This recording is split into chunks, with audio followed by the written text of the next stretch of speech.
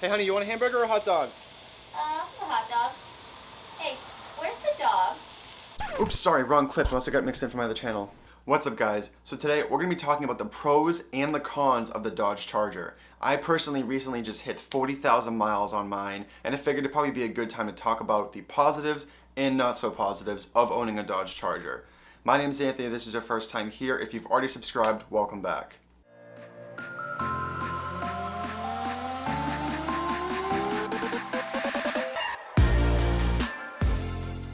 Let's get right into this video, starting with the pros. The first thing I want to mention is how the Dodge Charger is priced compared to its competitors. So you have your base model Charger starting at around $30,000 for the V6 SXT, going up to the RT with the V8, you're about a $4,000 to $5,000 jump, and that's without options. Personally, mine was I think $42,000 at sticker price back in 2016, but for today's purposes, for the cost, and for the performance numbers, I'm going to be basing my comparisons off of the RT. So looking at how the competition against the Charger is actually priced, for equivalent power, you're looking at around the $39,000 range for a Kia Stinger GT, and then when the Ford Taurus SHO is still being produced, there's around the $40,000 mark, again for equivalent power.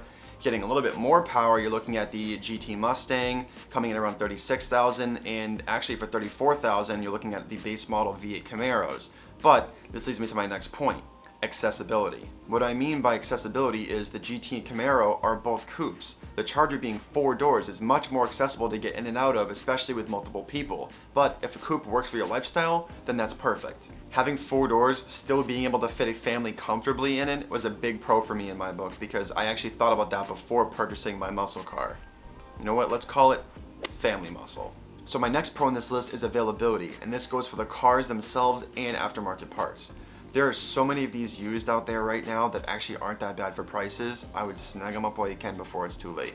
As for parts, there are so many customization options out there for you, whatever route you want to take, whether it's static, bagged, take it to the track, the drag strip. I'm sure there's even a lift kit out there if you want to lift the Charger. The options are endless for modifying these cars internally and externally because there's such a high demand for it, which leads me to my next pro about internal modification: performance potential. From the factory, these cars are pretty detuned and locked up, but there's definite potential to get more out of them. If you were to do the exhaust, maybe a tune, a cam, Hellcat supercharger, it all depends on how far you want to take it. But that's honestly another big pro for me, is the fact that you have the available power and the available potential and can still drop the kids off at school.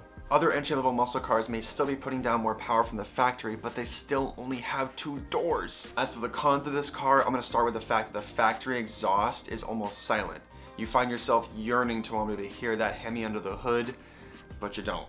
Another con for this car is the big elephant in the room, literally, the weight. This car is a very heavy car at 4,200 pounds, and they're known for being boats in the car community.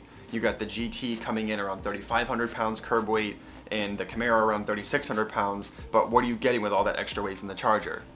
700 pounds of doors. No, obviously you're gonna have a more spacious and comfortable ride being in a sedan versus a coupe, but you do fall short being a heavier car, being underpowered from the factory compared to these other competitors like the GT and the Camaro that have a higher power to weight ratio.